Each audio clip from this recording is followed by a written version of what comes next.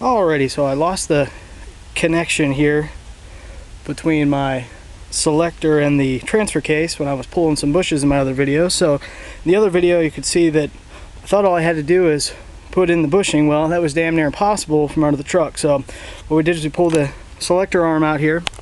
That's this unit right here. And then this comes right off the transfer case. Pop that off with I think it's a 14mm bolt that holds it on. We put a new bushing here. So you just slide that in. You can use a screwdriver or vise, lube it up a little bit. And then also replace the bushing here.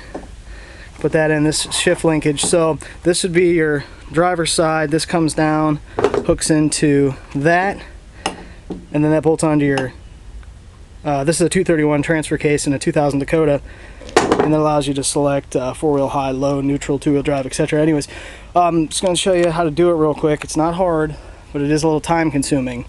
The first thing I did is you get underneath the truck.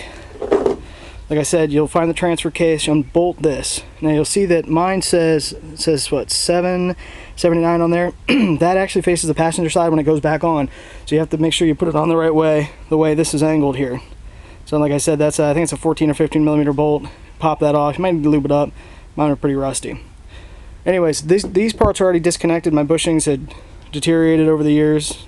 They are, what, 12 years old, so it's about par for the course. Then you get inside the truck, and mine's a stick shift. Anyways, I pulled the console up here. You can see the console there. It's got two connectors down here. One, and there's one over there. And then in the back there are some bolts. Mine didn't. I had it zip tied because, as you can see, I pulled out the carpet in this truck because it was nasty.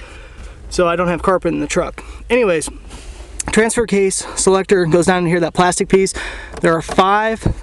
They are, what we got here, T30 Torx bolts. You're gonna go ahead and bolt those. As you can see, I had to break 2 off. Mine are really rusty. Doesn't matter. We've got 3 good ones we can put back in there. So you do that, then you pop on the top right here. You're gonna pop, there's a piece, trim piece here, and that pops right out with a screwdriver. And then take a 15mm socket, pop the bolt off. That'll pull this piece off. Then after you did that, take these Torx out. After you take the Torx out, then you can go ahead and pull this whole unit up.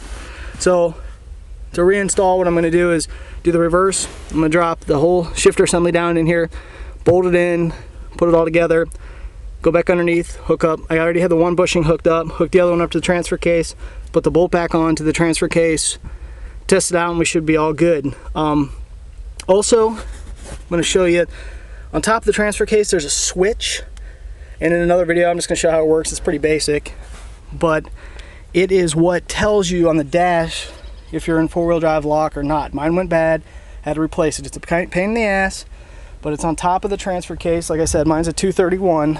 I'll show you what the old switch looks like here.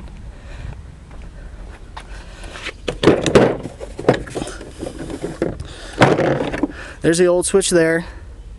You got it from Chrysler. I think I spent 30. I know I spent too much. Could have got it online, but I did want to get it as soon as possible. And it simply goes in like this, screws down, goes right in the transfer case, and there's a connector on here, a little pigtail, plugs in, and like I said, it'll tell you when it's in four-wheel drive lock. Not a big deal. I mean, you don't need it, but it's kind of nice. You know, I was under, I figured I'd fix it. What the hell? It's a little harder than you would think it would need to be, but nevertheless. So anyways, I'll put this back on there, and I'll show you the other side here. There's the trim panel piece pulled up, and I'll put it all back together, and hopefully it'll all work.